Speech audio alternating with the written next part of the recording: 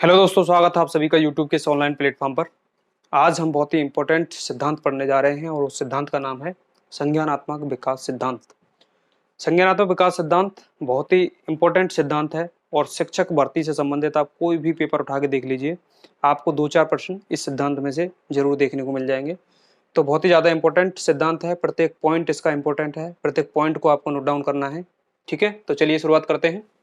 संज्ञानात्मक विकास सिद्धांत, जिसको कॉग्निटिव डेवलपमेंट थ्योरी भी बोला जाता है, और इसके प्रवर्तक कौन है?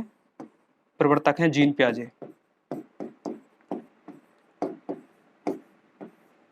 संज्ञानात्मक विकास सिद्धांत प्रवर्तक कौन है? जीन पियाजे हैं।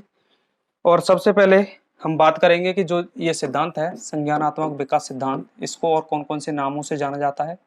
तो संज्ञानात्मक विकास सिद्धांत, या इसको हम बोल सकते हैं विकासात्मक सिद्धांत। विकासात्मक सिद्धांत क्यों? क्योंकि जीन पियाजे ने अपने सिद्धांत में बालक के विकास की बात करी है, इस वजह से विकासात्मक सिद्धांत। या इसको हम बोल सकते हैं अवस्थाओं का सिद्धांत।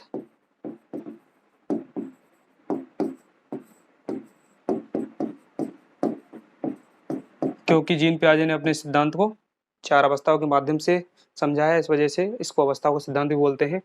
ठीक है, और इसको क्या बोल सकते हैं? विकासी अवस्थाओं का सिद्धांत। विकासी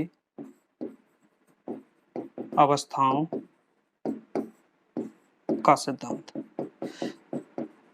तो सबसे पहले यहाँ पर याद रखने वाली बात यह है कि संज्ञानात्मक विकास सिद्धांत, जिसको विकासात्मक सिद्धांत भी बोलते हैं, या इसको हम अवस्थाओं का सिद्धांत बोल सकते हैं, या फिर विकासी अवस्थाओं का सिद्धांत बोल सकते हैं, और इंग्लिश में बोले तो कॉग्निटिव डेवलपमेंट थ्योरी इसको बोला जाता है। प्रवर्तक कौन है? प्रवर्तक हैं जीन पियाजे। तो जीन पियाजे ने सर्वप्रथम संज्ञानात्मक पक्ष का क्रमबद्ध और वैज्ञानिक विवरण प्रस्तुत किया था, इस वजह से उनको संज्ञानात्मक विकास सिद्धांत का प्रवर्तक माना जाता है, उसके जनक माने जाते हैं। कौन? जीन पियाजे। तो प्रश्न ये उठता है कि संज्ञान का मतलब क्या होता है, क्योंकि जीन पियाजे ने अपने सिद्धांत में सबसे अधिक बल किस पे दिया है? तो वो संज्ञान पे दिया है। ठीक है, तो संज्ञान क्या होता है? संज्ञान प्राणी का वह व्यापक और स्थायी ज्ञान होता है, जिसे वह वातावरण के माध्यम से या उद्दीपक जगत के माध्यम से या बाह्य वातावरण के माध्यम से ग्रहण करता है। ठीक है, तो संज्ञान क्या है? संज्ञान प्राणी का वह ज्ञान है जिसे वह वातावरण के माध्यम से ग्रहण करता है। कैसे? शुरुआत में, यानी कि जन्म के समय तो बच्चा बाह्य वातावरण के प्रति अनभिज्ञ होता है, उसे बाह्य वातावरण के बारे में कोई जानकारी नहीं होती है। लेकिन जैसे जैसे उसकी उम्र बढ़ती है, वैसे वैसे वो बाह्य वातावरण के संपर्क में आने लगता है और अपने ज्ञानेंद्रियों के माध्यम से ज्ञान को ग्रहण करता है। ठीक है, और संज्ञान के अंतर्गत कौन कौन सी प्रक्रिया आती हैं, कौन कौन सी क्रियाएं सम्मिलित होती हैं? तो संज्ञान के अंतर्गत अवधान करना, स्मरण करना, अधिगम करना, कल्पना करना, चिंतन करना, निरीक्षण करना, वर्गीकरण करना, समस्या समाधान करना, संप्रत्य निर्माण करना। संप्रत्य निर्माण का मतलब है कॉन्सेप्ट फॉर्मेशन, यानी कि विचारों का निर्माण करना, और प्रत्यक्षण जैसी क्रिया सम्मिलित होती है। प्रत्यक्षण यानी कोई भी चीज प्रत्यक्ष रूप से सामने है और उसे देखकर ज्ञान ग्रहण करना। तो ये सभी मानसिक क्रियाएं सम्मिलित होती हैं, और ये सभी मानसिक क्रियाएं कैसी होती हैं? परस्पर संबंधित होती हैं। यानी कि अगर हम अवधान नहीं करेंगे तो अधिगम नहीं कर पाएंगे, यानी कि ये क्या है? आपस में अंतर संबंधित होती हैं। तो हम कह सकते हैं संज्ञान संज्ञान का संबंध किससे होता है? इसका संबंध मानसिक पक्ष से होता है। यानी हम कह सकते हैं संज्ञानात्मक विकास, संज्ञानात्मक विकास कह सकते हैं, या फिर हम इसको कह सकते हैं मानसिक विकास।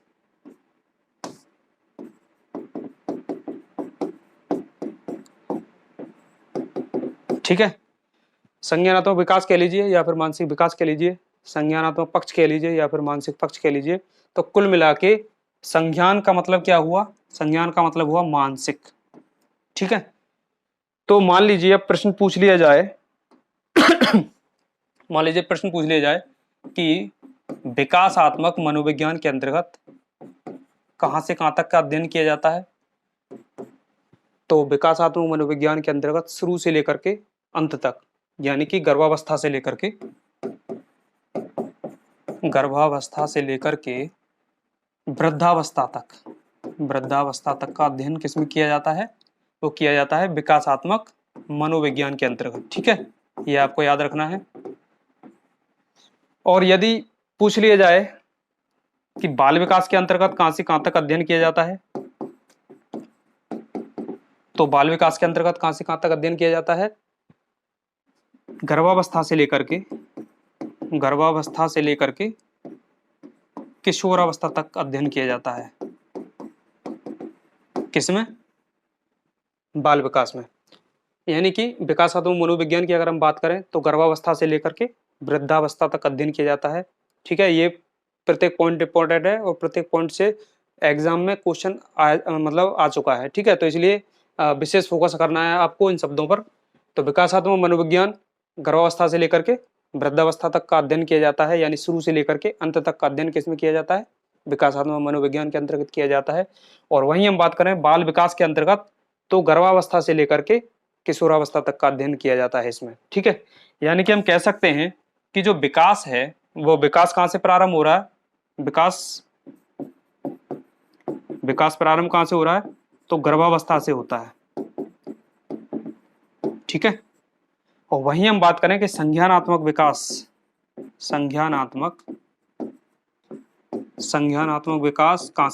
कहां से प्रारंभ होता है? तो ये प्रारंभ होता है जन्म पश्चात, यानी कि शिशुअवस्था से।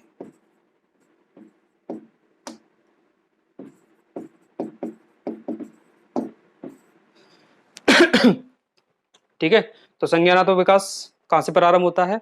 जन्म उपरांत होता है, यानी कि शिशुअवस्था से प्रारंभ होता है। आपको बता दूं कि जो गर्भावस्था में बालक का विकास होता है वो केवल और केवल शारीरिक विकास होता है, यानी गर्भावस्था में बालक का केवल शारीरिक विकास होता है। उसका मानसिक विकास कब से प्रारंभ होता है? तो मानसिक विकास उसका प्रारंभ होता है शिशुअवस्था से। ठीक है, तो आपको ये याद रखना है। ठीक है, इसके बाद अगर हम बात करें कि इसकी कुछ फेमस बुक्स की भी हम बात कर लेते हैं। ठीक है, तो इनकी जो फेमस बुक्स हैं, चलिए इनकी कुछ फेमस बुक्स हैं, वो कौन कौन सी हैं? तो इनकी जो फेमस बुक्स हैं हम बात कर लेते हैं, तो वो है साइकोलॉजी ऑफ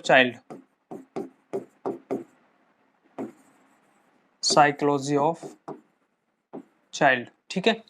एक पुस्तक इनकी है साइकोलॉजी ऑफ इंटेलिजेंस,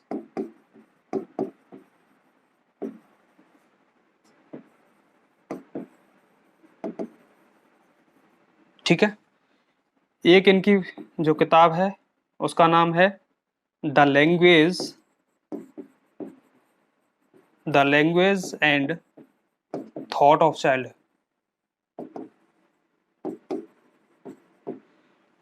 और एक इनकी पुस्तक है the moral judgement of child, the moral judgement of child, ठीक है। तो ये इनकी महत्वपूर्ण पुस्तकें हैं जो कई बार एग्जाम में पूछी गई हैं, इस वजह से मैंने यहाँ पे ये बता दी हैं आपको। तो psychology of child, psychology of intelligence, the language and thought of child और the moral judgement of child, ठीक है। तो अब हम बात करेंगे इन्होंने जो 4 अवस्थाएं बताई हैं वो कौन कौन सी अवस्थाएं बताई हैं, उन अवस्थाओं की हम बात करेंगे। तो अपने सिद्धांत को जीन पियाजे ने यानी संज्ञानात्मक विकास को 4 अवस्थाओं के माध्यम से समझाया है। वो 4 अवस्थाएं कौन कौन सी हैं? तो पहली अवस्था है संवेदी पेशी अवस्था, संवेदी पेशी अवस्था, या इसको हम बोल सकते हैं संवेदी गामक अवस्था भी इसको हम बोल सकते हैं, संवेदी गामक अवस्था भी इसको बोलते हैं, या इसको क्या बोल सकते हैं, इंद्रिय जनित अवस्था भी इसको बोल सकते हैं, ठीक है, या इंद्रिय जनित।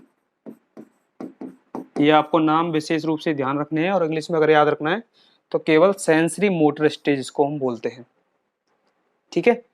तो पहली अवस्था कौन सी है? संवेदी पेशी अवस्था होती है, जिसको संवेदी गामक अवस्था या इंद्रिय जनित अवस्था भी इसको बोलते हैं। और इसका जो कार्यकाल होता है 0 से 2 वर्ष। कार्यकाल कितना होता है, यानी अवधि कितनी होती है इसकी? 0 से 2 वर्ष होती है। और जो दूसरी अवस्था होती है पूर्व संक्रियात्मक अवस्था, ठीक है, इसको प्री ऑपरेशनल स्टेज बोलते हैं और इसका जो काल होता है वो होता है 2 से 7 वर्ष। ठीक है, तीसरी अवस्था होती है मूर्त संक्रियात्मक अवस्था। मूर्त या फिर इसको हम बोल सकते हैं स्थूल संक्रियात्मक, या इसको हम बोल सकते हैं ठोस संक्रियात्मक। ठीक है, तो नाम को आपको विशेष रूप से याद रखना है कि मूर्त संक्रियात्मक अवस्था कह लीजिए, या फिर स्थूल संक्रियात्मक अवस्था भी हम इसको बोल सकते हैं, या फिर ठोस संक्रियात्मक अवस्था भी इसको हम बोल सकते हैं। ठीक है, और इंग्लिश में बोले तो कंक्रीट ऑपरेशनल स्टेज। ठीक है, उसके बाद अच्छा, इसका जो कार्यकाल होता है वो कितना होता है? 7 से 11 वर्ष। उसके बाद जो इसकी चौथी अवस्था है उसको बोलते हैं औपचारिक संक्रियात्मक अवस्था, और इंग्लिश में बोले तो फॉर्मल ऑपरेशनल स्टेज। ठीक है, और इसकी जो अवधि होती है वो होती है 11 के बाद। ठीक है, तो आपको क्या याद रखना है? ये 4 अवस्थाएं होती हैं। कौन कौन सी? संवेदी पेशीय अवस्था, पूर्व संक्रियात्मक अवस्था, मूर्त संक्रियात्मक अवस्था, औपचारिक संक्रियात्मक अवस्था। ठीक है, और इनका जो अवधि होती है, यानी संवेदी पेशीय अवस्था की 0 से 2 वर्ष, पूर्व संक्रियात्मक की 2 से 7 वर्ष, मूर्त संक्रियात्मक की 7 से 11 वर्ष, और औपचारिक की 11 के बाद। ठीक है तो कई बार एग्जाम में पूछ लिया जाता है कि संवेदी पेशीय अवस्था में जीन पियाजे ने की अवधि कितनी बताई है, तो आपको बताना है 0 से 2 वर्ष बताई है। ठीक है, ऐसे पूर्व संक्रियात्मक अवस्था की अवधि कितनी बताई है? 2 से 7 वर्ष। ठीक है, या फिर प्रश्न ऐसे भी पूछ लिया जाता है कि जीन पियाजे की दूसरी अवस्था का नाम क्या है, तो दूसरी अवस्था का नाम पूर्व संक्रियात्मक अवस्था है।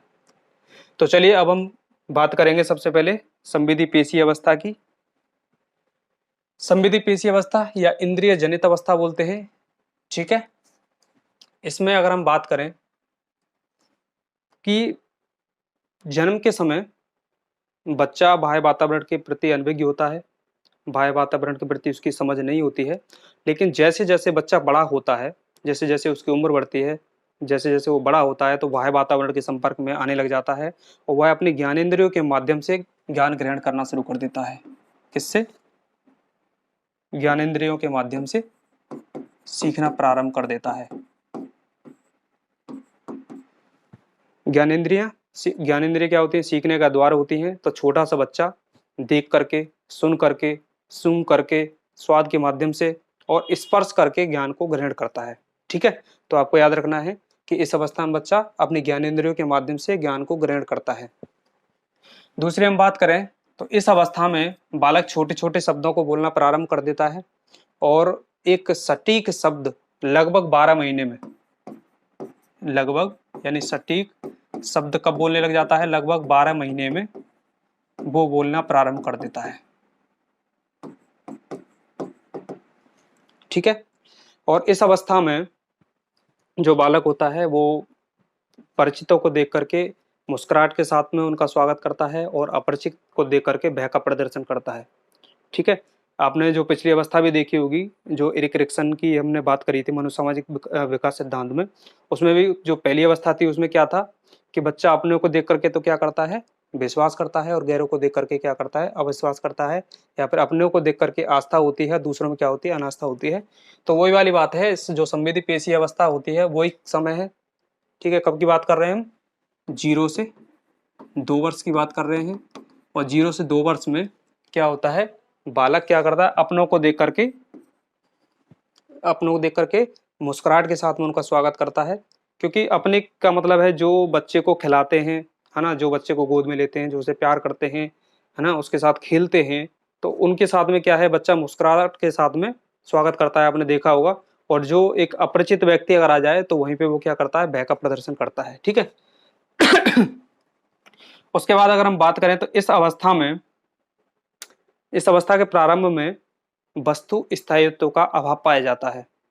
वस्तु स्थायित्व का अभाव का मतलब ये है कि इस अवस्था में जो बच्चा है, मान के चलिए बच्चे के हाथ में कोई मोबाइल लग गया या कोई कीमती चीज लग गई, है ना, जैसे मोबाइल ही लग गया, तो अब बच्चा तो नहीं जानता है कि वो मोबाइल कितना कीमती है, लेकिन आपको पता है कि बच्चा ने मोबाइल ले लिया है, अगर वो फेंक दिया, है ना, गिर दिया, तो क्या होगा? नुकसान हो जाएगा। तो आप क्या करते हैं?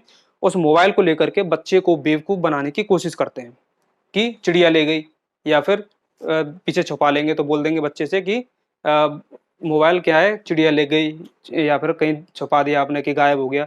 तो इस तरीके से बच्चे को बेवकूफ़ बनाने की कोशिश की जाती है और बच्चा इस अवस्था में बेवकूफ़ बन भी जाता है। लेकिन ज़्यादा समय तक बच्चा बेवकूफ़ नहीं बनता है। अगर हम बात करें 18 से 24 माह की, यानी 18 माह से 24 माह के बालक की बात करें, तो इस अवस्था में क्या होता है, बालक के अंतर्गत वस्तु स्थायित्व का भाव जागृत होने लग जाता है। बच्चा बेवकूफ नहीं बनता है, बच्चा क्या करता है, छुपी हुई चीजों को ढूंढ के निकालने में सक्षम हो जाता है। तो इसी वजह से इस अवस्था को क्या बोला जाता है, खोजी अवस्था भी बोला जाता है। खोजी अवस्था भी इसको बोला जाता है, ठीक है। और 18 से 24 माह में क्या हो जाता है, वस्तु स्थायित्व का भाव जागृत हो जाता है, ठीक है। तो संवेदीगामक अवस्था 0 से 2 वर्ष इसका जो कार्यकाल होता है, उसमें बच्चा ज्ञानेंद्रियों के माध्यम से सीखना प्रारंभ कर देता है, ठीक है। और इस अवस्था में बच्चा छोटे छोटे शब्दों को बोलना प्रारंभ कर देता है और इस सटीक शब्द लगभग 12 महीने में वो बोलने लग जाता है। और इस अवस्था का बालक जो है अपरिचितों को देख करके तो क्या करता है, मुस्कुराहट के साथ उनका स्वागत करता है और अपरिचितों को देख करके भय का प्रदर्शन करता है। उसके बाद अगर हम बात करें तो शुरुआत में तो इस अवस्था में वस्तु स्थायित्व का अभाव पाया जाता है, लेकिन वहीं अगर हम 18 माह से 24 माह के बालक की बात करें तो वस्तु स्थायित्व का भाव जागृत हो जाता है। बच्चा छुपी हुई चीजों को ढूंढकर निकालने में सक्षम हो जाता है और इसी वजह से इस अवस्था को क्या बोला गया है, खोजी अवस्था बोला गया है, ठीक है। तो ये हुई संवेदीगामक अवस्था यानी संवेदी पेशी अवस्था। इंद्रिय जनित अवस्था, इंद्रिय का मतलब हो गया ज्ञानेंद्रिय। ज्ञानेंद्रिय कितनी होती है हमारी, 5 होती हैं, जिनके माध्यम से बच्चा बाह्य वातावरण का ज्ञान ग्रहण करता है। अब हम बात करेंगे पूर्व संक्रियात्मक अवस्था की।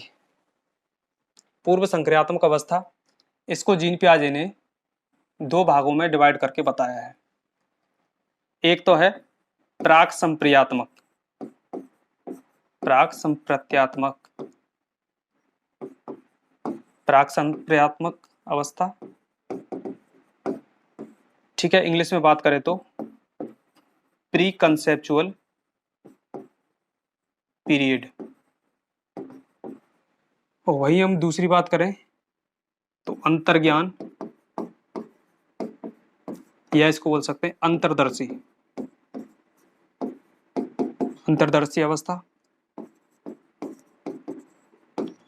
ठीक है। या फिर इंग्लिश में अगर हम बात करें तो इंट्यूटिव, इंट्यूटिव पीरियड। तो पूर्व संक्रियात्मक अवस्था, ठीक है, अगर इंग्लिश में इसको बोले तो पूर्व संक्रियात्मक अवस्था यानी प्री ऑपरेशनल स्टेज, ठीक है।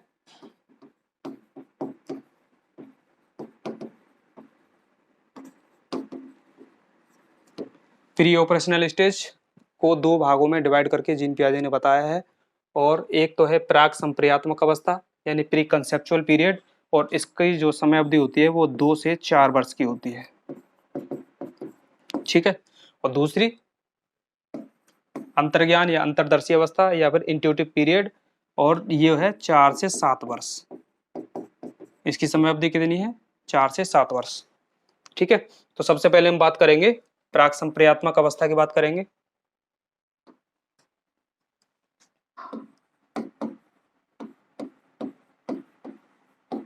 प्राक संप्रेत्यात्मक अवस्था,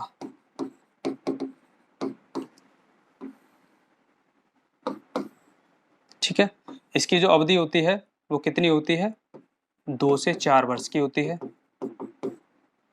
इस अवस्था में बालक अनुकरण के माध्यम से ज्ञान ग्रहण करना लग जाता है, यानी कि इस अवस्था में क्या है, बच्चा अनुकरण करने लग जाता है। जो वो जैसे ही अपने परिवार के सदस्यों को देखता है वो वैसे ही उनकी नकल करने लग जाता है, ठीक है। जैसे मानो चलिए कि अगर उसने, बच्चे ने मम्मी को क्या है झाड़ते हुए देख लिया, तो बच्चा भी क्या करेगा, झाड़ू लेकर के झाड़ने की कोशिश करेगा, है ना। मम्मी को अगर खाना पकाते हुए देख लिया तो बच्चा क्या करेगा, आटा लेगा और खुद भी उसी तरीके से बनाने की कोशिश करेगा। तो कुल मिला के बच्चा इसमें अनुकरण करता है, अनुकरण के माध्यम से ज्ञान ग्रहण करता है, ठीक है। और इस अवस्था में बच्चा प्रतीकात्मक चित्रण करने लग जाता है, प्रतीकात्मक चित्रण करने लग जाता है इस अवस्था में,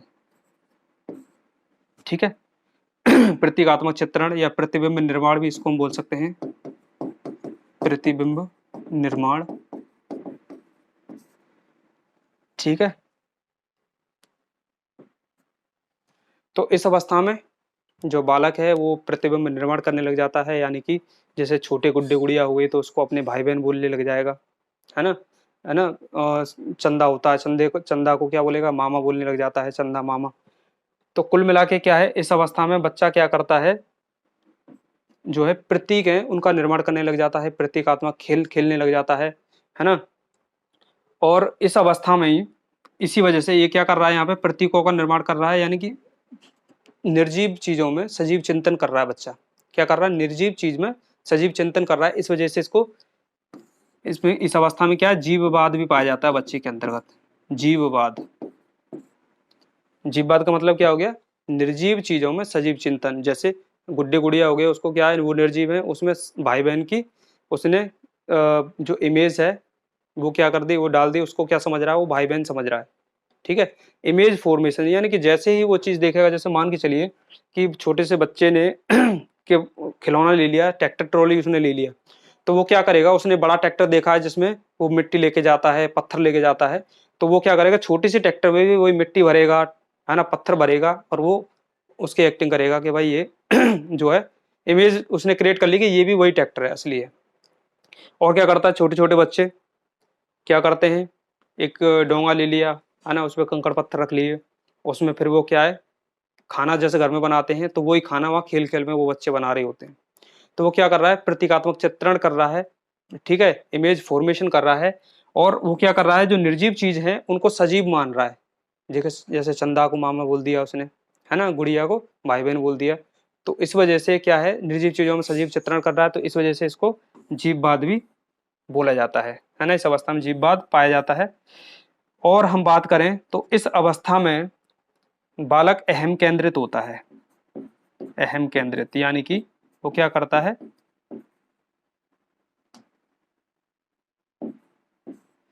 इस अवस्था का बालक केवल और केवल अपनी बातें करता है ना, लंबी लंबी फेंकता है, केवल अपने बारे में ही बात करता है ना, दूसरे के विचारों को महत्व नहीं देता है।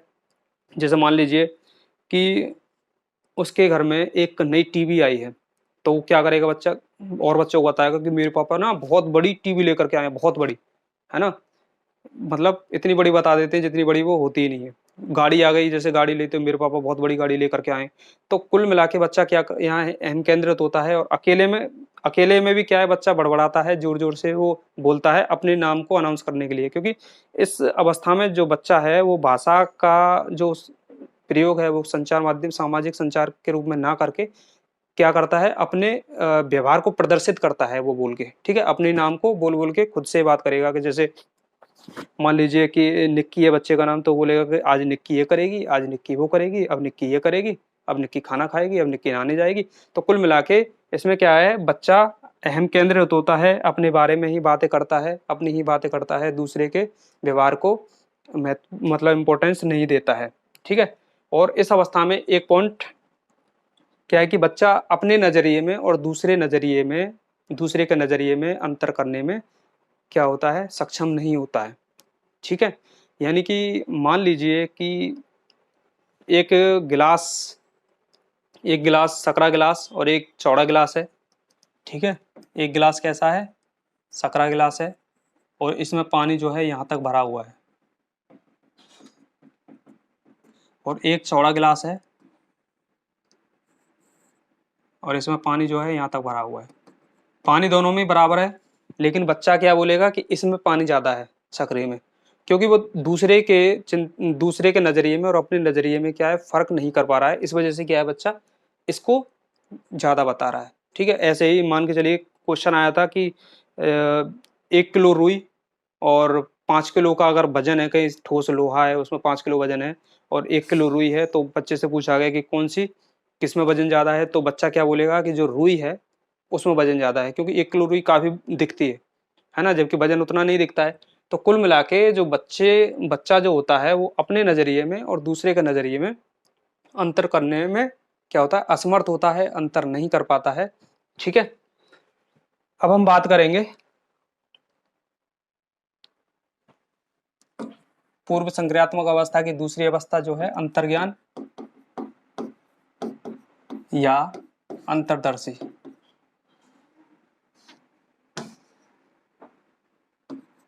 अंतर्दर्शी अवस्था। इस अवस्था में यानी इस अवस्था का जो कार्यकाल होता है वो कितना होता है, 4 से 7 वर्ष। इस अवस्था में बालक अपने अंदर उठे प्रत्येक सवाल, प्रत्येक प्रश्न का उत्तर जानना चाहता है, यानी वो तरह तरह के प्रश्न करता है, अपने अंदर उठे प्रत्येक सवाल का वो उत्तर जानना चाहता है। तो इस वजह से इस अवस्था को प्रश्न पूछने की अवस्था बोला जाता है, प्रश्न पूछने की अवस्था। ठीक है, क्योंकि बच्चा अपने अंदर उठे प्रत्येक सवाल का उत्तर जानना चाहता है, इस वजह से प्रश्न पूछने की अवस्था इसको कहा गया है। इस अवस्था में बच्चा अक्षर लिखना, गिनती गिनना, वस्तुओं को क्रम में लगाना, है ना, माता पिता की आज्ञा मानना, घर के छोटे मोटे कार्यों में हाथ बटाना, ठीक है, जोड़ बाकी गुणा भाग का सहज ज्ञान प्राप्त हो जाता है। लेकिन उस बच्चा जो है इसमें तर्क वितर्क करने योग्य नहीं होता है, इस वजह से इसको अतार्किक चिंतन की अवस्था बोला जाता है। क्या बोला जाता है, अतार्किक, अतार्किक चिंतन की अवस्था भी।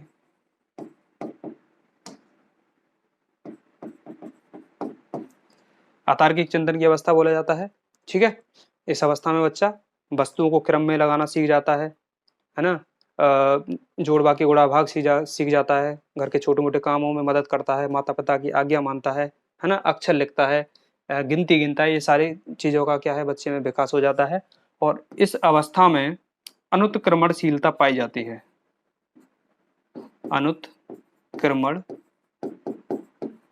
अनुत्क्रमणशीलता। ठीक है, यानी इंग्लिश में अगर आप बोले तो रिवर्सेबिलिटी।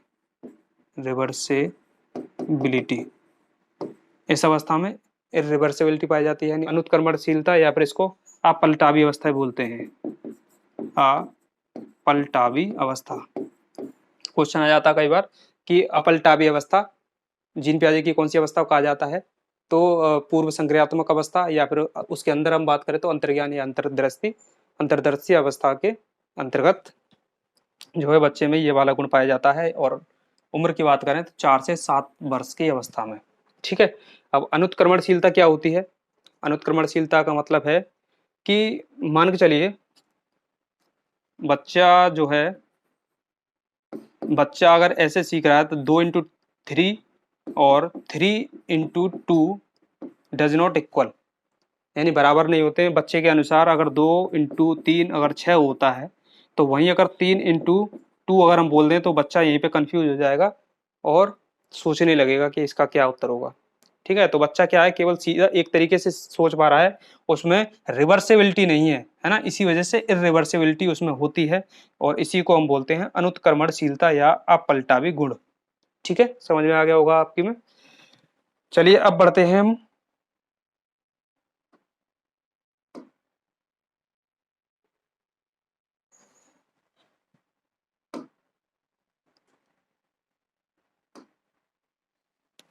अब हम बात करेंगे मूर्त या स्थूल या ठोस संक्रियात्मक अवस्था की।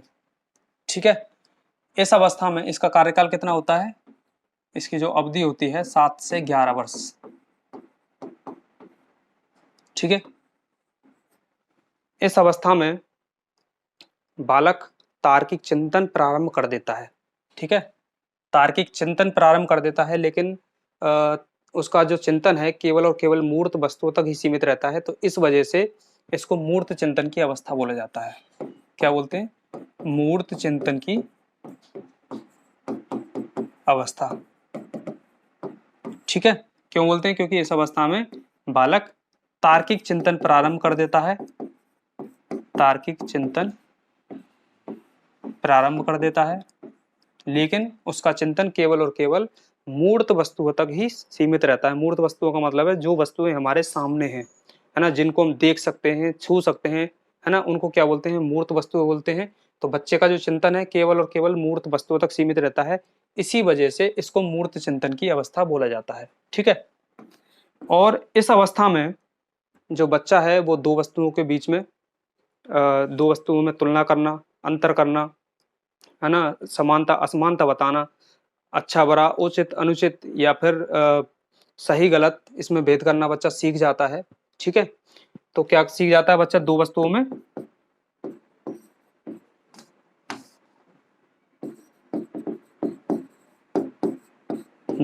के बीच में तुलना, दो वस्तुओं के बीच में बच्चा तुलना करना सीख जाता है ना, उनमें अंतर करना सीख जाता है, समानता असमानता बताने लग जाता है ना। और बच्चे जो है इस अवस्था में वस्तुओं को उनके वजन और आकार के अनुसार क्रम में लगाना सीख जाता है। ठीक है, और इसमें हम बात करें तो बच्चा जो है दिन महीना तारीख, दिन महीना तारीख आदि बताने योग्य हो जाता है। ठीक है, और इस अवस्था में क्या आ जाती है, जो भाषा संप्रेषण होता है उसमें क्या आ जाती है, प्रवीणता आ जाती है। बच्चा का जो भाषा संप्रेषण होता है उसमें क्या आ जाती है, प्रवीणता आ जाती है। और इस अवस्था की अगर हम बात करें तो इस अवस्था में को क्या बोला जाता है, यानी कि उत्क्रमणशीलता पाई जाती है।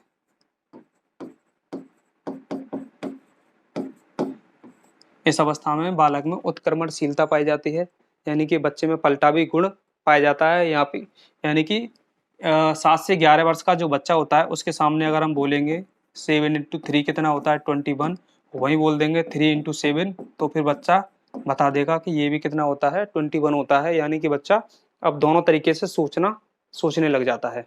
ठीक है, तो 7 इंटू 3 यानी 21, और वहीं बच्चे को बोल दिया 3 इंटू 7 कितना होगा, तो बच्चा बता देगा 21 होता है। तो कुल मिला के उत्क्रमणशीलता पाई जाती है। ठीक है, तो इस अवस्था में यानी 7 से 11 वर्ष की हम बात कर रहे हैं, बच्चा क्या है, तार्किक चिंतन प्रारंभ कर देता है। और तार्किक चिंतन जो है बच्चा का केवल और केवल मूर्त वस्तुओं तक सीमित रहता है, इस वजह से मूर्ति चिंतन की अवस्था इसको बोलते हैं। इसमें जो है बच्चा दो वस्तुओं के बीच में तुलना करना, अंतर करना, समानता असमानता, उचित अनुचित, सही गलत आदि में भेद करना सीख जाता है। ठीक है, दिन महीना तारीख बताने लग जाता है, और वस्तुओं को उनके वजन के हिसाब से, आकार के हिसाब से क्रम में लगाना बच्चा सीख जाता है। भाषा संप्रेषण का विकास हो जाता है, यानी भाषा संप्रेषण में प्रवीणता आ जाती है, और इस अवस्था में उत्क्रमणशीलता पाई जाती है। ठीक है, और हम बात करें तो इस अवस्था में ही जो है बच्चा जो है दूसरे के भाव और विचारों को क्या करने लग जाता है, महत्व देने लग जाता है। इससे पहली अवस्था में क्या था, बच्चा अहम केंद्रित था। प्राक संप्रत्यात्मक अवस्था में क्या था, बच्चा अहम केंद्रित था, केवल और केवल अपनी बातें करता था, दूसरे के विचारों को महत्व नहीं देता था। लेकिन यहाँ पे क्या है, बच्चा दूसरे के विचारों को भी महत्व देने लग जाता है। ठीक है, तो इस अवस्था के अंत तक बच्चे में जिज्ञासा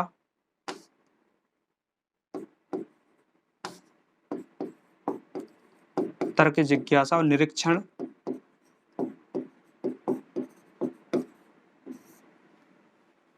जिज्ञासा और निरीक्षण का भाव बच्चे के अंदर विकसित हो जाता है। कब, इस अवस्था के अंत तक। तो मुख्य रूप से इस अवस्था में 3 संप्रदाय विकसित होते हैं। इस अवस्था में कितने, 3 संप्रदाय विकसित होते हैं। ठीक है, वो कौन कौन से होते हैं, नंबर 1 होता है संरक्षण, दूसरा होता है संबंध यानी रिलेशन, तीसरा होता है वर्गीकरण यानी कि क्लासिफिकेशन। ठीक है, संरक्षण यानी कि मैंने बताया कि इस अवस्था में बच्चा वस्तुओं को उनके आकार के हिसाब से, है ना, क्या है, क्रम में लगाना बच्चा सीख जाता है। तो यानी कि संरक्षण का मतलब है वस्तु को प्रॉपर तरीके से सीक्वेंस में रखना बच्चा सीख जाता है कि कौन सी चीज कहाँ पे रखी जानी है। ठीक है, और इसी अवस्था में बच्चा क्या है, एक संप्रत्यय कौन सा विकसित होता है, संबंध यानी कि रिलेशन। बच्चा रिलेशन यानी कि दो वस्तुओं के बीच में अंतर करना, तुलना करना, समानता असमानता बताना, उचित अनुचित, अच्छा बुरा, ये सब चीजें बताने में सक्षम हो जाता है। तो यानी कि उनमें संबंध स्थापित करना बच्चा सीख जाता है। तो मुख्य रूप से जो दूसरा जो संप्रदाय है वो कौन सा है, विकसित होता है, इसमें वो हो जाता है संबंध, यानी कि वस्तुओं के बीच में वो संबंध खोजने लग जाता है। तीसरा वर्गीकरण यानी कि इस अवस्था में जब बच्चा चीजों को उनके रंग रूप आकार है ना, भार के हिसाब से क्रम में लगाना सीख जा रहा है। यानी कि कुल मिला के वर्गीकरण का भाव यानी कि क्लासिफिकेशन का भाव भी बच्चे के अंदर आ गया है और बच्चा उचित तरीके से चीजों का वर्गीकरण करना सीख गया है। ठीक है, तो ये रही मूर्त संक्रियात्मक अवस्था की बात। और अब हम बढ़ रहे हैं औपचारिक संक्रियात्मक अवस्था की ओर। औपचारिक संक्रियात्मक अवस्था यानी कि फॉर्मल ऑपरेशन स्टेज, या फिर इसका जो अवधि होती है वो होती है 11 के बाद। ठीक है, अवधि कितनी होती है इसकी? 11 के बाद होती है।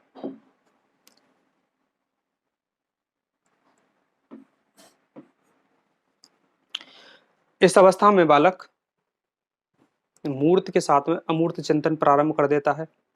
ठीक है, तो इसी वजह से इसको तार्किक चिंतन की अवस्था बोला जाता है। तार्किक चिंतन की अवस्था। तार्किक चिंतन की अवस्था किससे बोला जाता है? औपचारिक संक्रियात्मक अवस्था को बोला जाता है। इस अवस्था में बालक मूर्त के साथ में अमूर्त चिंतन प्रारंभ कर देता है। ठीक है, याद रखना आपको, मूर्त के साथ अमूर्त चिंतन।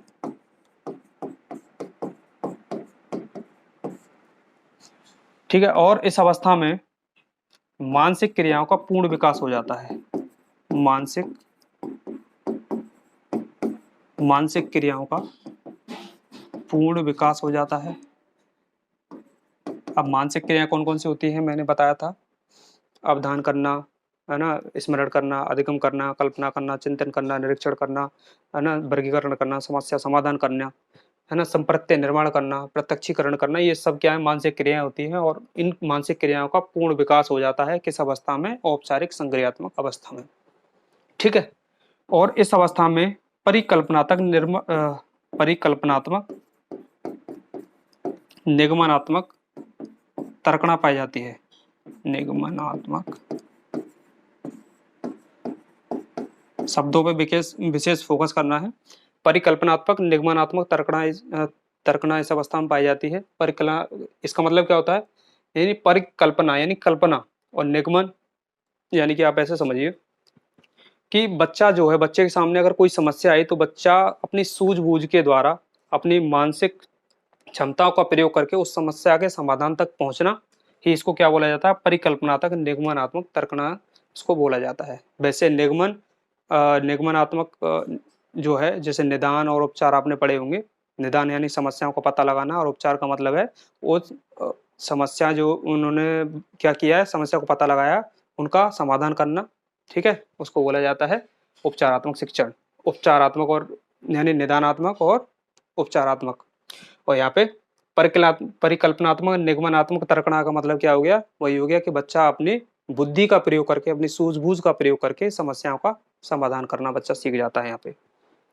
ठीक है, तो औपचारिक संक्रियात्मक अवस्था की हम बात कर रहे हैं। 11 के बाद की अवस्था होती है तार्किक चिंतन की अवस्था होती है, क्योंकि बच्चा इसमें मूर्त के साथ में अमूर्त चिंतन प्रारंभ कर देता है ना। मानसिक क्रियाओं का पूर्ण विकास हो जाता है, परिकल्पनात्मक निगमनात्मक तर्कणा पाई जाती है।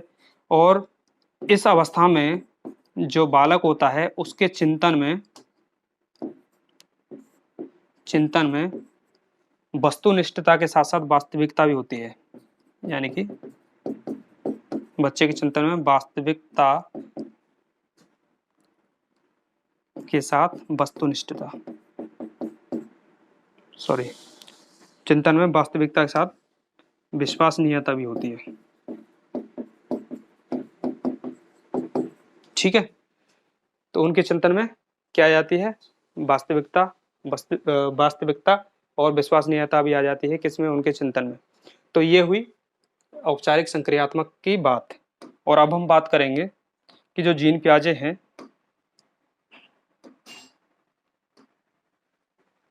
जीन पियाजे ने शिक्षा में कुछ शब्दों का प्रयोग करके उन्होंने उचित योगदान दिया है। ठीक है, तो शिक्षा में अगर हम योगदान की इनकी बात करें, शिक्षा में योगदान, तो जीन पियाजे ने बाल केंद्रित शिक्षा पर बल दिया है। बाल केंद्रित शिक्षा पर बल दिया है ना। इन्होंने शिक्षक की भूमिका को महत्वपूर्ण माना है। यानी कि इन्होंने माना है कि शिक्षक को बालक के लिए उचित वातावरण तैयार करना चाहिए, बालक की समस्या का निदान करना चाहिए। ठीक है, किसको? शिक्षक को। और जीन पियाजे ने ही शिक्षा में जो है यानी कि बुद्धि का जो प्रयोग है, यानी कि बुद्धि को जीव विज्ञान के स्कीमा की भांति बतला करके जो शिक्षा जगत है उसमें महत्वपूर्ण योगदान दिया है। तो इन्होंने बुद्धि को क्या बताया है, बुद्धि को क्या बताया है, जीव विज्ञान के स्कीमा की भांति बतलाया है, स्कीमा। ठीक है, कई बार एग्जाम में क्वेश्चन आया है इस स्कीमा से, तो इसको समझिए आप कि स्कीमा का मतलब क्या होता है। स्कीमा का मतलब होता है कि वातावरण द्वारा अर्जित समस्त ज्ञान का संगठन ही क्या होता है, स्कीमा होता है। यानी वातावरण द्वारा अर्जित समस्त ज्ञान का संगठन। ठीक है, अब इसका मतलब क्या हुआ कि मान के चलिए, ये अगर मान के चलिए हमारी बुद्धि है, ठीक है, तो इसमें क्या होता है कि जैसे हमने कोई चीज सीखी, जैसे 2 × 2 4 होते हैं, है ना, हमने मल्टीप्लाई करना सीखा और उसका वो क्या हुआ, एक स्कीमा हो गया और वो हमारे दिमाग में एक जगह पे जाके स्टोर हो गया। ठीक है, फिर हमने कई कुछ सीखा, आगे चल के बच्चे ने कुछ सीखा, जैसे रंगों के बारे में सीख लिया कि रंग ये प्रकार के होते हैं, है ना। इस तरीके से हम जो भी चीज सीखते हैं वो हमारे दिमाग में एक स्कीमा के रूप में क्या हो जाती है, स्टोर हो जाती है।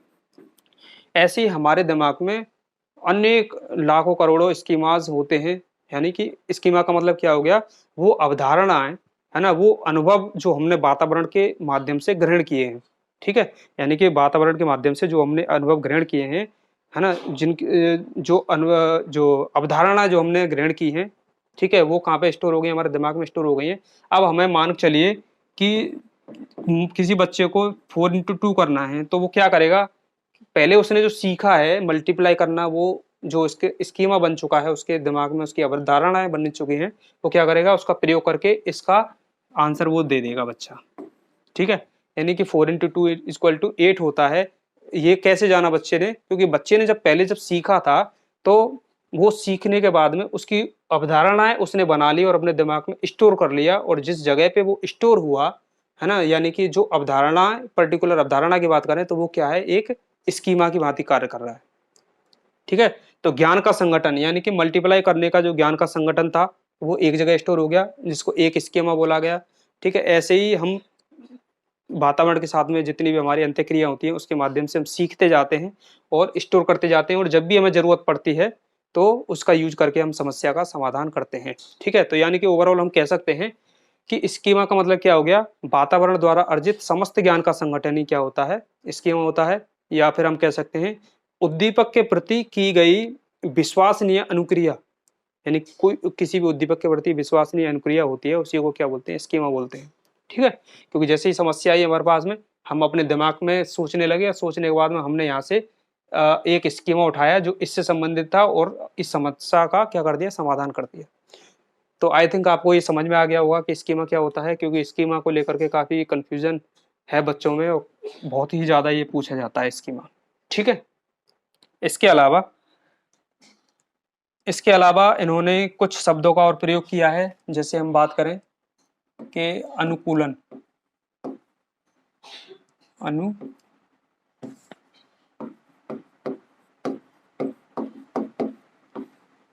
3 प्रकार के अनुकूलन इन्होंने बताए हैं। ठीक है, वो कौन कौन से हैं, एक है आत्मीकरण। आत्मीकरण, है ना, जिसको हम बोल सकते हैं समावेशन। ठीक है, तो आत्मीकरण क्या होता है कि समस्या समाधान करने के लिए अपने पूर्व अनुभवों का, विचारों का, अवधारणाओं का सहारा लेना, क्या बोलते हैं उसको, समावेशन या आत्मीकरण उसको बोला जाता है। यानी कि कोई भी समस्या है उसका समाधान करने के लिए हम अपने विचारों का, पूर्व अनुभवों का और अवधारणा का जो सहारा लेते हैं उसको क्या बोलते हैं, आत्मीकरण बोलते हैं। ठीक है, दूसरा अनुकूलन इन्होंने बताया, वो बताया समंजन या इसको समायोजन बोलते हैं, समायोजन। ठीक है, यानी कि ये क्या होता है कि समस्या समाधान करने के लिए अपने पूर्व अनुभवों में, विचारों में, अवधारणाओं में परिवर्तन करके वातावरण के साथ में समायोजन करना।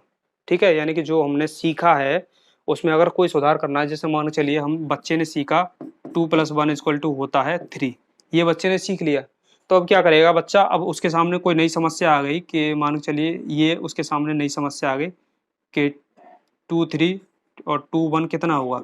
तो बच्चे ने तो सीखा ये, लेकिन अब बच्चा क्या करेगा, अपने पूर्व ज्ञान में सुधार करेगा और इसको सॉल्व करने की कोशिश करेगा। तो वो क्या करेगा, 3 4 और 2 4, तो बच्चे ने क्या करेगा, इसको सॉल्व कर देगा।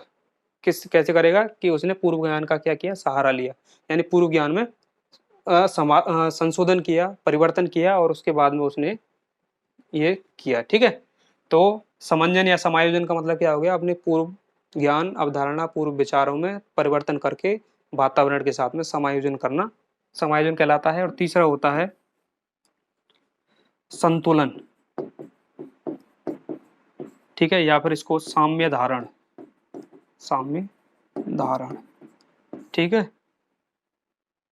तो इसका क्या है, इन दोनों यानी आत्मीकरण और समंजन के बीच में जो संतुलन का कार्य करता है वो कौन है, वो कौन करता है, साम्य धारण करता है, यानी कि संतुलन, संतुलन करता है। ठीक है, कौन करता है, ये वाली अवस्था इन दोनों के बीच में संतुलन का कार्य करती है। तो 3 प्रकार के इन्होंने क्या बताए हैं, अनुकूलन बताए हैं।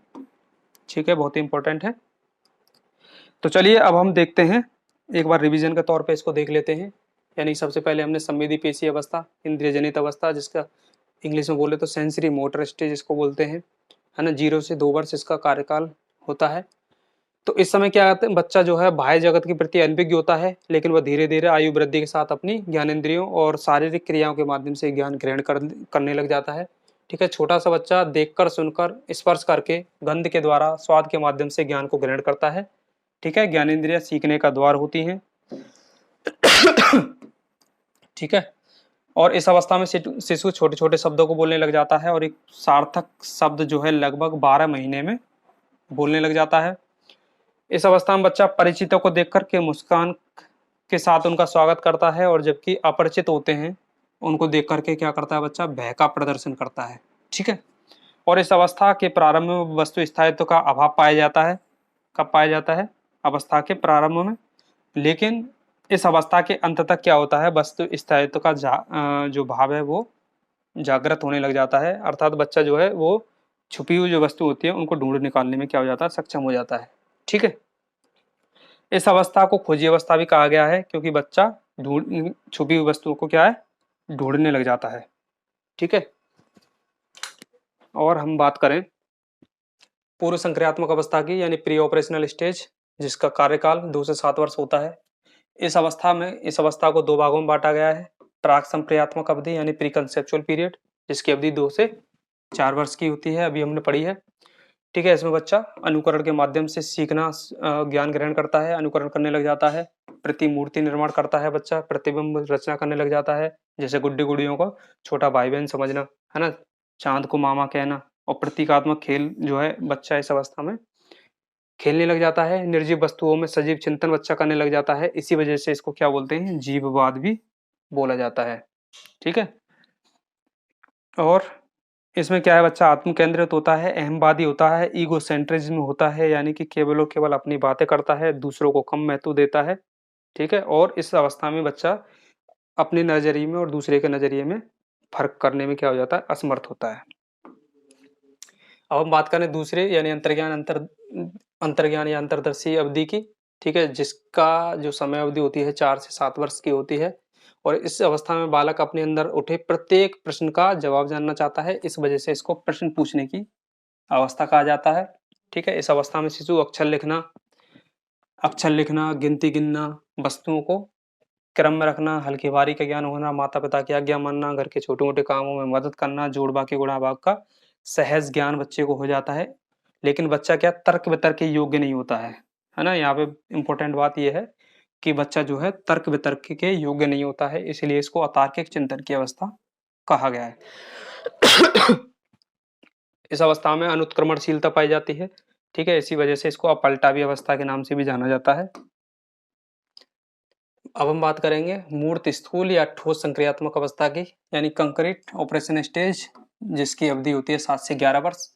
और इस अवस्था में क्या है, बच्चा तार्किक चिंतन प्रारंभ कर देता है, लेकिन बालक का ज्ञान केवल केवल मूर्त वस्तुओं तक सीमित होता है, इस वजह से इसको मूर्त चिंतन की अवस्था कहा जाता है। इस अवस्था में बालक दो वस्तुओं के बीच में तुलना करना, अंतर करना, ठीक है, समानता असमानता बताना, सही गलत उचित अनुचित में भेद करना सीख जाता है। और इसी अवस्था में बच्चा दिन महीने तारीख बताने लग जाता है, ठीक है, सीख जाता है, ठीक है। और इस अवस्था में क्या है, उत्क्रमणशीलता पाई जाती है। क्या पाई जाती है, इस अवस्था में उत्क्रमणशीलता पाई जाती है, ठीक है। और इसको क्या बोलते हैं, पलटावी अवस्था भी कहा जाता है, ठीक है। बालक क्रमबद्ध चिंतन या क्रमानुसार व्यवस्थापन करने योग्य हो जाता है, अर्थात बालक जो है वस्तुओं को उनके आकार और वजन के हिसाब से क्रम में लगाना सीख जाता है। और इसी अवस्था में भाषा संप्रेषण की योग्यता में उसकी प्रवीणता आ जाती है। इस अवस्था में तर्क, जिज्ञासा, निरीक्षण का विकास हो जाता है। और 3 प्रकार के संप्रदाय इसमें विकसित होते हैं। वो कौन कौन से, संरक्षण, संबंध और वर्गीकरण, ठीक है, जिसके बारे में बात कर चुके हैं ऑलरेडी। और चौथी अवस्था है जो फॉर्मल ऑपरेशनल स्टेज, 11 के वर्ष के बाद। इस अवस्था में किशोर जो है मूर्त के साथ अमूर्त चिंतन करने लग जाता है, इसलिए तार्किक चिंतन की अवस्था बोलते हैं। इस अवस्था में मानसिक क्रियाओं का पूर्ण विकास हो जाता है, ठीक है, वस्तुनिष्ठ, और उनके चिंतन में वस्तुनिष्ठता के साथ में वास्तविकता भी आ जाती है। परिकल्पनात्मक, निगमनात्मक तर्कना इसमें पाई जाती है, यानी बच्चा जो है किशोर समस्या उत्पन्न होने पर तर्कपूर्ण और क्रमबद्ध विचार करते हुए, यानी अपनी सूझबूझ से समस्या का समाधान करते हैं, यानी समस्या के समाधान तक पहुंचते हैं, ठीक है। देखते हैं कुछ सवाल। तो जो सिद्धांत हमने पढ़ा है उसमें से कौन कौन से क्वेश्चन बन सकते हैं, वो क्वेश्चन मैंने यहाँ पे बनाए हैं, ठीक है। और ज्यादातर क्वेश्चन एग्जाम में यहाँ से पूछे गए हैं, ठीक है। तो अगर हम बात करें संज्ञानात्मक पक्ष का सर्वाधिक बल किसने दिया, तो संज्ञानात्मक पक्ष पर बल किसने दिया, जीन पियाजे ने दिया, ठीक है। विकासात्मक मनोविज्ञान के जनक जीन पियाजे को माना जाता है। बाल विकास प्रारंभ होता है, तो बाल विकास कब से प्रारंभ होता है, तो बाल विकास गर्भावस्था से प्रारंभ होता है। वहीं हम बात करें तो विकास कब से प्रारंभ होता है, तो वो भी कब से होता है, गर्भावस्था से प्रारंभ हो जाता है। और संज्ञानात्मक विकास कब से प्रारंभ होता है, संज्ञानात्मक ये विकास जो है शेषवावस्था से प्रारंभ होता है, यानी कि जन्म उपरांत प्रारंभ होता है और जीवन पर्यंत चलता है, ठीक है, जीवन पर्यंत चलता है, ठीक है। इसी को क्या बोलते हैं, मानसिक विकास भी बोलते हैं। यानी कि अगर प्रश्न ये आ जाए कि मानसिक विकास कब प्रारंभ होता है, तो मानसिक विकास भी शेषवावस्था से प्रारंभ होता है और जीवन पर्यंत चलता है, ठीक है। अब हम बात करें कि संवेदीगामक अवस्था का काल कितना होता है, तो संवेदीगामक अवस्था का काल 0 से 2 वर्ष होता है। किस अवस्था में जीववाद पाया जाता है, तो जीववाद कौन सी अवस्था में पाया जाता है, तो ये 2 से 4 वर्ष की अवस्था में पाया जाता है। 2 से 4 वर्ष की अवस्था का नाम क्या दिया गया था, प्राक संप्रत्यात्मक अवस्था, ठीक है। क्या बोला गया था, प्राक संप्रत्यात्मक अवस्था को में क्या जीववाद पाया जाता है। संज्ञानात्मक विकास की किस अवस्था में शिशु अपनी ज्ञानेंद्रियों के माध्यम से ज्ञान ग्रहण करता है, तो कौन सी अवस्था होती है, संवेदीगामक, यानी 0 से 2 की अवस्था होती है, ठीक है। पूर्व संक्रियात्मक अवस्था का काल कितना होता है, तो 2 से 7 वर्ष होता है। किस अवस्था को अतार्किक चिंतन की अवस्था के नाम से जाना जाता है, तो यहाँ पे 4 से 7 वर्ष की जो अवस्था होती है, यानी कि क्या बोला गया इसको, अंतर्ज्ञान या फिर अंतर्दृष्टि, ठीक है। और अगर इनको दोनों को मिला के बोला जाए तो पूर्व संक्रियात्मक,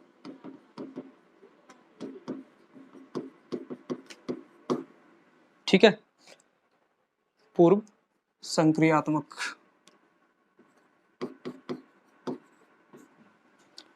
तो अतार्किक चिंतन कब प्रारंभ होता है, तो प्रश्न अगर जो है उत्तर में अगर पूर्व संक्रियात्मक है तो आपको पूर्व संक्रियात्मक का चयन करना है। अगर वो ना दे करके अगर उसमें दिया है कि अंतर्ज्ञान या अंतर्दर्शी, तो आपको अंतर्ज्ञान या अंतर्दर्शी पर टिक करना है, ठीक है। और अगर केवल और केवल समय अवधि की बात हो रही है तो 4 से 7 वर्ष की अवस्था में, ठीक है, हम बात करें तो तार्किक चिंतन की अवस्था होती है ये। संज्ञानात्मक विकास की किस अवस्था में बालक अपनों को देखकर मुस्कुराता है और गैरों को देखकर भय का प्रदर्शन करता है, तो संवेदीगामक अवस्था, यानी कि 0 से 2 वर्ष। किस अवस्था में बालक के चिंतन में वस्तुनिष्ठता के साथ साथ वास्तविकता आ जाती है, तो यानी कि 11 के बाद, 11 वर्ष के बाद, यानी कि औपचारिक की बात हो रही है, ठीक है, औपचारिक अवस्था। प्रश्न पूछने की अवस्था किसे कहा जाता है? तो प्रश्न पूछने की अवस्था भी कौन सी होती है? यही अंतर्ज्ञान या अंतर्दर्शी अवस्था होती है। ठीक है, अगर ऑप्शन में ये है तो आप इसे टिक कर सकते हैं, नहीं तो पूर्व संक्रियात्मक अवस्था इसका आंसर होगा। ठीक है, और समय पूछा जाए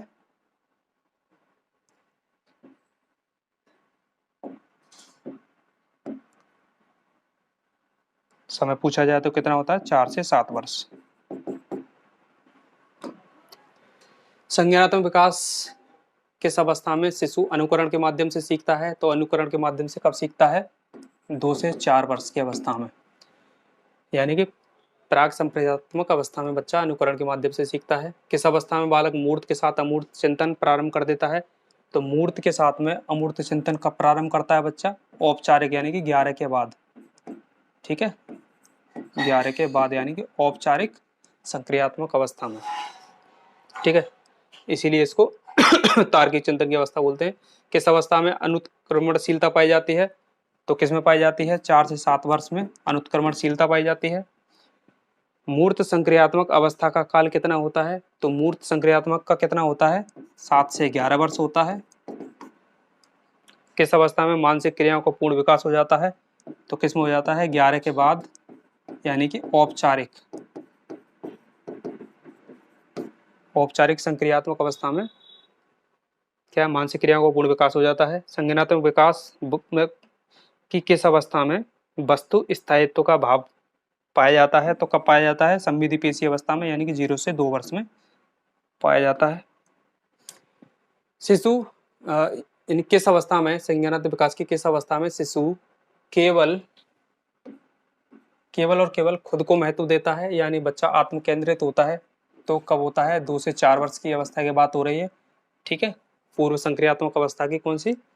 प्राक संप्रेषणात्मक अवस्था की यहाँ पे बात हो रही है ना। आत्म केंद्रित बच्चा कौन से कब होता है? 2 से 4 वर्ष की अवस्था में होता है, यानी कि प्राक संप्रेषणात्मक अवस्था में होता है। किस अवस्था के अंत में तर्क जिज्ञासा और निरीक्षण का भाव विकसित हो जाता है? तो किस में हो जाता है? मूर्त संक्रियात्मक अवस्था की बात हो रही है यहाँ पे। औपचारिक संक्रियात्मक अवस्था की समय अवधि कितनी होती है? तो ये होती है 11 के बाद। पहला सार्थक शब्द लगभग बच्चा कितने दिनों में बोलना प्रारंभ कर देता है? तो लगभग 12 माह। ठीक है, 12 माह में शुरू कर देता है। किस अवस्था में बालक दिन, महीना, समय, तारीख बताने योग्य हो जाता है? तो किस अवस्था में हो जाता है? ये मूर्त संक्रियात्मक अवस्था की बात हो रही है। उत्क्रमणशीलता पाई जाती है? तो उत्क्रमणशीलता भी कब पाई जाती है? मूर्त संक्रियात्मक अवस्था में पाई जाती है। ठीक है, किस अवस्था का बालक दो वस्तुओं के बीच तुलना करना, अंतर करना, समानता करना, उचित अनुचित में भेद करना सीख जाता है? तो किसकी बात हो रही है? ये भी मूर्त संक्रियात्मक अवस्था की बात हो रही है। परिकल्पनात्मक निगमनात्मक तर्कणा पाई जाती है? तो किस में पाई जाती है? औपचारिक संक्रियात्मक अवस्था में पाई जाती है। पियाजे के अनुसार किस अवस्था का शिशु निर्जीव वस्तुओं में सजीव चिंतन करने लग जाता है? यानी कि जीववाद की बात हो रही है। किसकी? जीववाद की बात हो रही है। जीववाद किस में पाया जाता है? पूर्व संक्रियात्मक अवस्था में पाया जाता है। पूर्व संक्रियात्मक अवस्था में पाया जाता है। और अगर ये ऑप्शन में नहीं है तो प्राक संक्रियात्मक अवस्था हम सेलेक्ट करेंगे, क्योंकि जो समय होता है जीववाद का जो समय होता है वो 2 से 4 वर्ष होता है। ठीक है, 2 से 4 वर्ष। मूर्त चिंतन की अवस्था किसे कहा जाता है? तो मूर्त चिंतन की अवस्था किसको कहा जाता है? मूर्त संक्रियात्मक अवस्था को कहा जाता है। ठीक है, पियाजे ने किस अवस्था को खोजी अवस्था कहा है? तो खोजी अवस्था कौन सी होती है? संवेदी गामक होती है। संवेदी पेशी अवस्था होती है ना, 0 से 2 वर्ष। तार्किक चिंतन, अच्छा वैसे देखी जाए तो जो खोजी अवस्था होती है, वैसे ऑप्शन में तो 0 से 2, आप अगर संवेदी पेशी गामक अवस्था है ऑप्शन में तो ठीक है ना। उसके अलावा अगर अवधि दे रखी है तो 0 से 2 वर्ष सेलेक्ट करेंगे। लेकिन अगर इसके अंदर भी अगर हम बात करें तो 18 माह से 24 माह के बीच जो समय होता है उसमें ये अवस्था, मतलब ये गुण पाया जाता है बच्चे में, खोजी अवस्था वाला। ठीक है, तार्किक चिंतन की अवस्था होती है। तो तार्किक चिंतन की अवस्था कौन सी होती है? औपचारिक। ठीक है, तार्किक चिंतन प्रारंभ तो कब होता है? तो प्रारंभ होता है मूर्त संक्रियात्मक अवस्था में। ठीक है, ध्यान देने वाली बात यहाँ पे यह है कि तार्किक चिंतन की अवस्था तो होती है औपचारिक संक्रियात्मक अवस्था, लेकिन तार्किक चिंतन प्रारंभ कब हो जाता है? मूर्त संक्रियात्मक अवस्था में प्रारंभ हो जाता है। ठीक है,